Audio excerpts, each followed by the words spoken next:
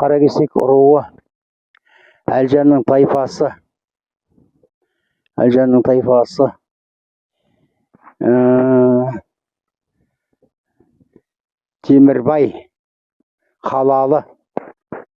Темірбай қалалы. Уақ бәйбіше дейді. Ауық бәйбіше, яғни уақ бәйбіше ғой. Уақ бәйбіше, ауық бәйбіше. Жаздың ба? Уфат болды 97 жасында. Қалдырды баласы Айсылжан мырза. 1849 жылы дейді.